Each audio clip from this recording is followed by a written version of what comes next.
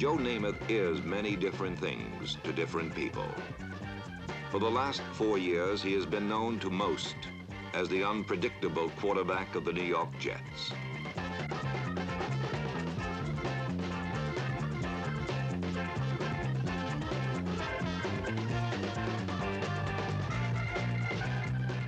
In 1968, Joe's good days far outnumbered his bad.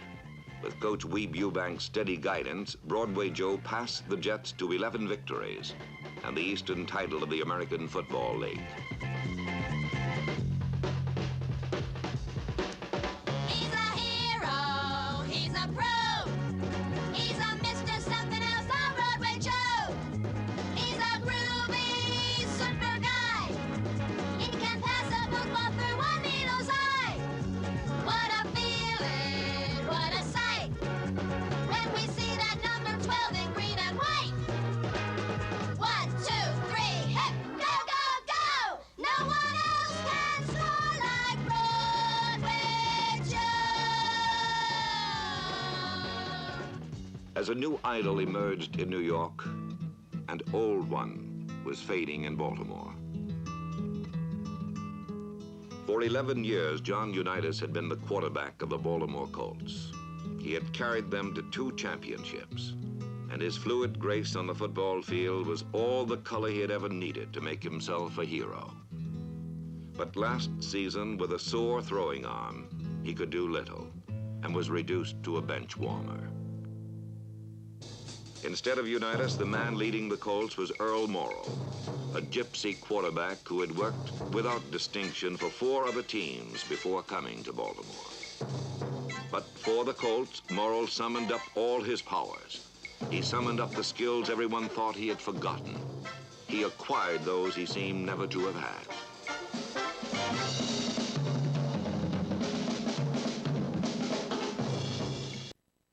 With the help of his powerful receivers, he put everything together to become the most valuable player in the National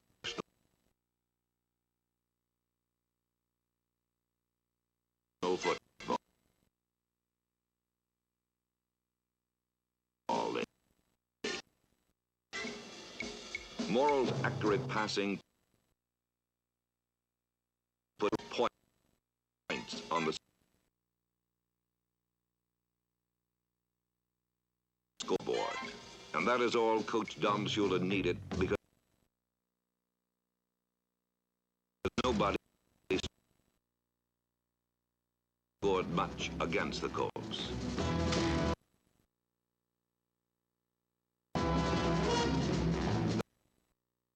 They battered every opponent into complete submission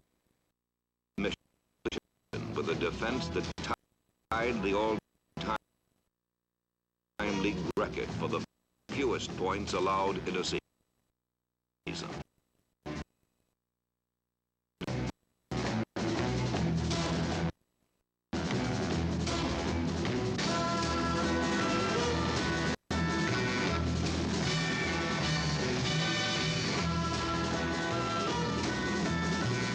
The Colts lost only 1 game and were the overwhelming champions of the National Football League's Western Conference.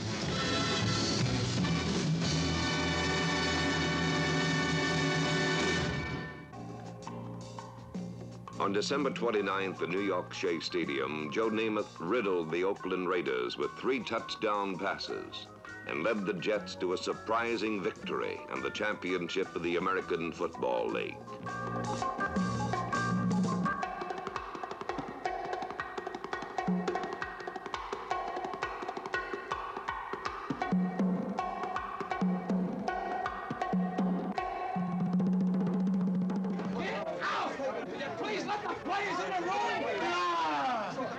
Right now, Baltimore is leading in the NFL.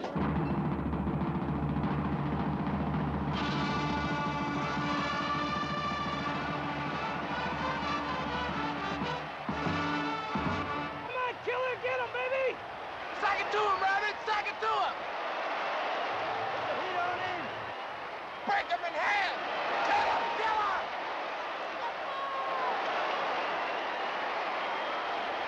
Fumble. Go get it, Earl. Take him in, baby.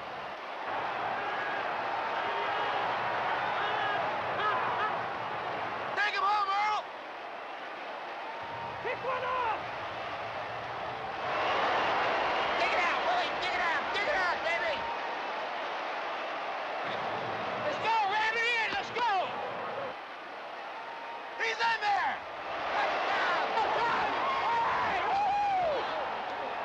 I just dove over. It was the biggest hole you ever seen.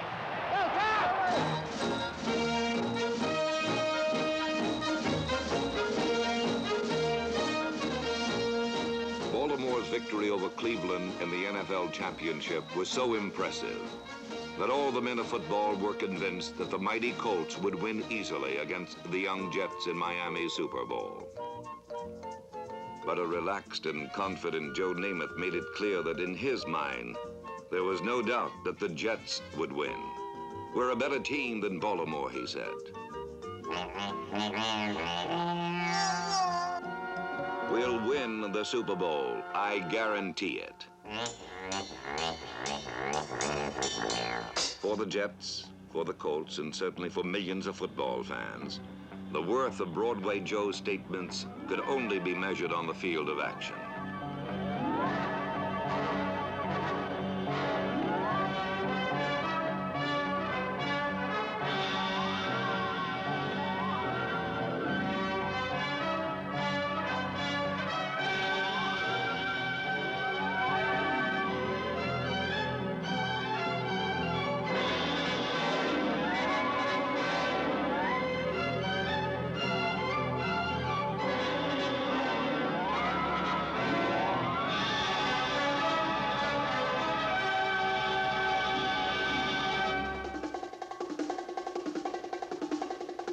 Baltimore's defense started the championship game as if they would settle the issue very quickly.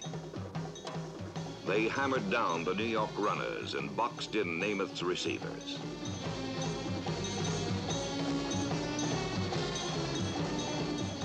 After 3 minutes of this treatment, the Jets relinquished the ball to Baltimore's offense. On his first call, Earl Morrow threw to John Mackey, who batted the Jets with a 19-yard run.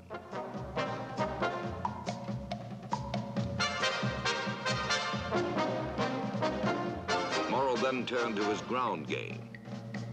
Tom Maddy, number 41, and Jerry Hill, number 45, powered the Colts past midfield. Once in New York territory, Morrow returned to his passing attack and connected with Tom Mitchell on the New York 19-yard line. But there Morrow threw 2 incompletions. And on 3rd down, he was pressured out of his passing pocket and was forced to run for no gain. Baltimore wasted its first scoring opportunity when Lou Michaels missed a field goal from the 27. On the final play of the first period, Lenny Lyles, number 43, gave Baltimore a second chance when he knocked the ball from George Sauer, and the Colts recovered on the Jets' 12. The first quarter belonged to the Colts, but in the second quarter, with Baltimore pressing for a score, the feeling of the game changed suddenly. It changed on the one accomplishment which most often reverses the trend in a football game: the denial of a sure touchdown. From the Jet 6, Morrow passed to Tom Mitchell. The ball caromed off Mitchell's shoulder pads and into the hands of New York's Randy Beverly. For the second time, the Colts squandered a scoring chance, but even more significant, they lost control of the game. Joe Namath used Beverly's interception as the springboard for a brilliantly executed 80-yard touchdown drive. On 3 successive running plays, Namath sent Matt Snell into the spongy right side of the Colt defense.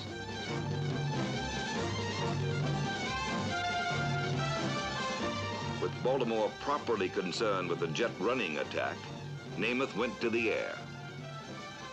He first threw to Bill Mathis on an outlet pass for 6 yards.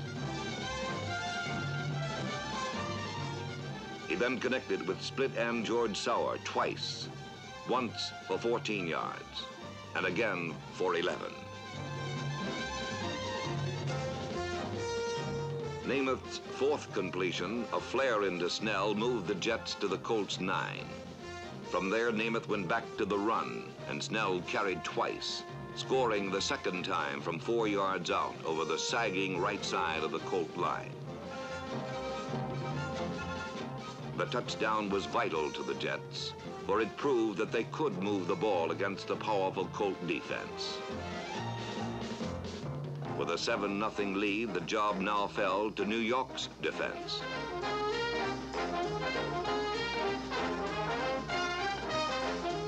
Throughout the second quarter, the talented Colts constantly threatened to score, but never did.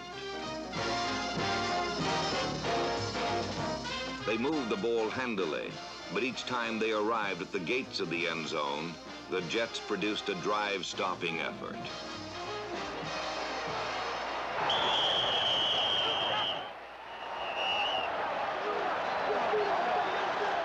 Oh, come on. You dirty Colt. You dirty guy.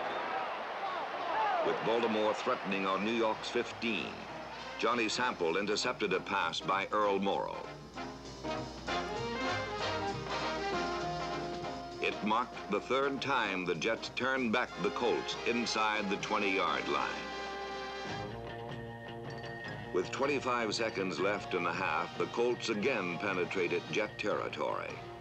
This time, Morrow called for a bit of razzle-dazzle that he had used successfully earlier in the season.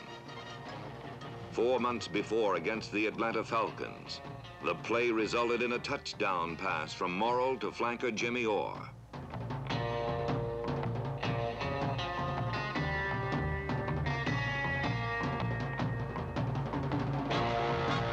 Against the Jets, it began successfully, but Morrow's pass to fullback Jerry Hill fell short and was intercepted by Jim Hudson.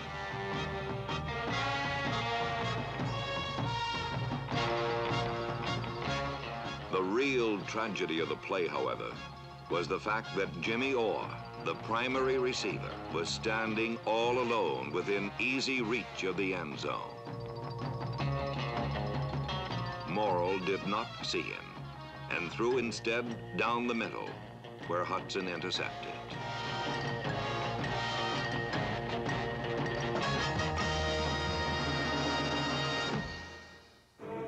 The first half ended with the Jets ahead 7-0, and Baltimore's precision and power, so evident on the icy turf of Cleveland's Municipal Stadium, seemed to be melting away under the warm Florida sun.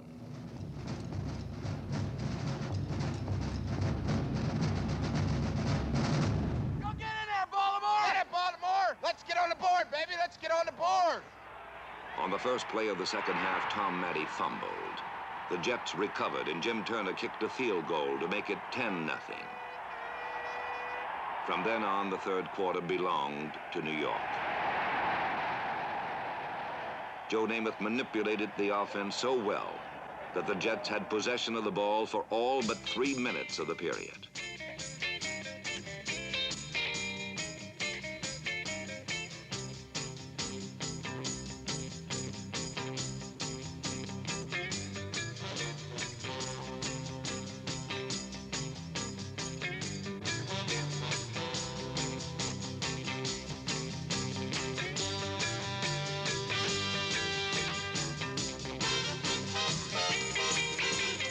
Namath called about half the plays at the line of scrimmage and read Baltimore's shifting defense like an old pro. Namath's quick arm nullified Baltimore's fearsome blitz, and his accurate passes to George Sauer, number 83, consistently punctured the Colts' pass defense.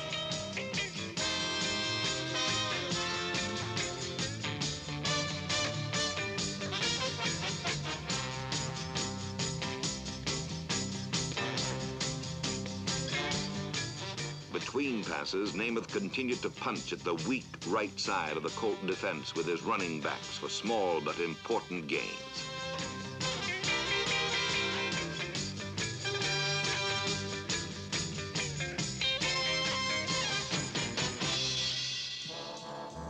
third quarter was dying, and so were the Colts. The Jets' margin was small, but definite. Joe Namath was enjoying one of his finest days. Earl Morrall was not. Late in the period, Jim Turner kicked a field goal to give New York a 13-point lead. We get another score, though. We need another score. Can't let him get the big return. All right, Tank, let him get us through there.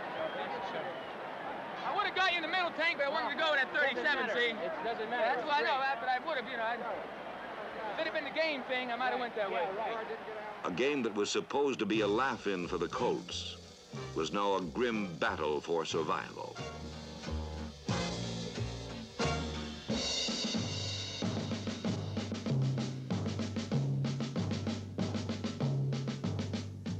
At this point, Don Shula replaced Earl Morrall with a man whose reputation was built fighting and winning such battles.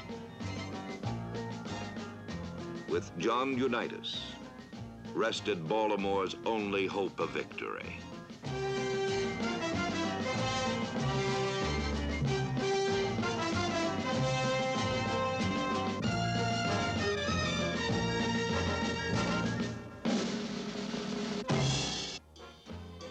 At the beginning of the fourth period, Jim Turner kicked his third field goal to increase New York's lead.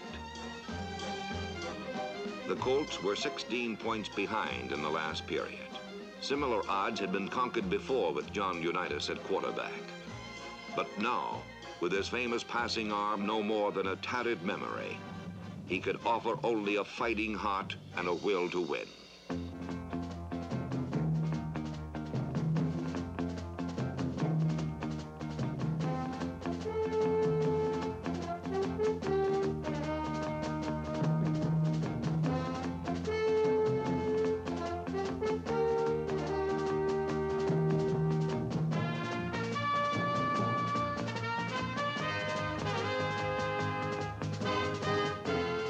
Inspired by the presence of their old champion, the Colts finally did what they were supposed to do, did what they were capable of.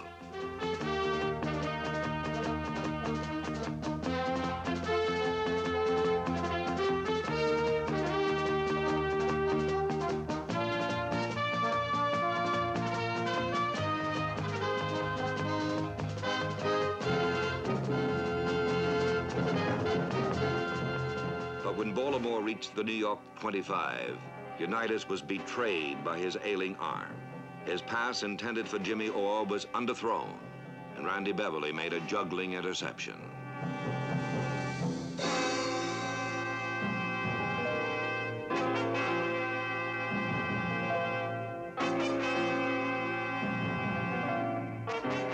For the Colts, it was a frustrating culmination to a good drive.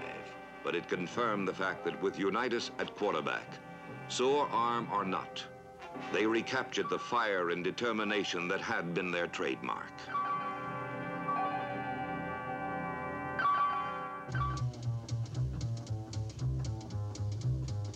Unruffled by the appearance of the old master, Joe Namath marshaled his team on a carefully considered, time-consuming march that carried the Jets into Colt territory.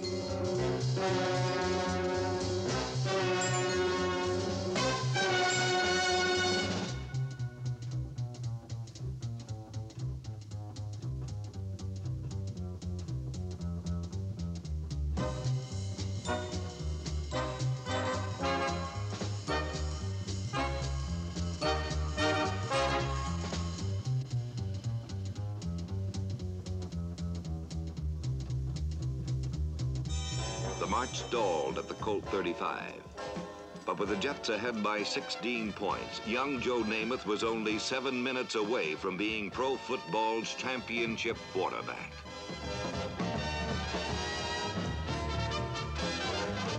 But in those final 7 minutes, Broadway Joe learned that there is still a place for a proud old man in a young man's game.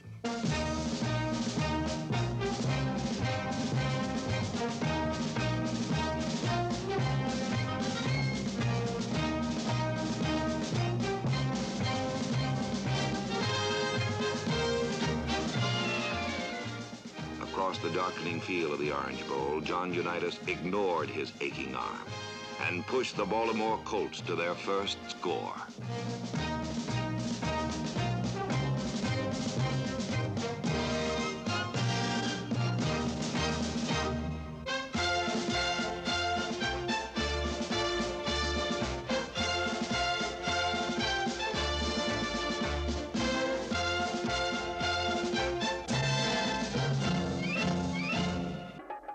Nine points behind, the Colts gambled on an onside kick and won possession on the New York 44. With only 3 minutes to play, all the hopes and dreams of an entire season rested on the shoulders of one man, one old pro. One last moment for the master.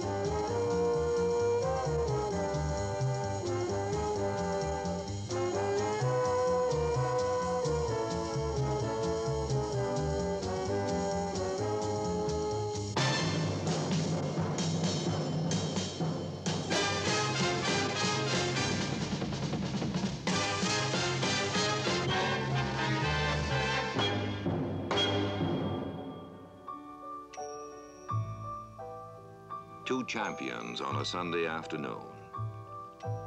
A new one as a quarterback. An old one as a man.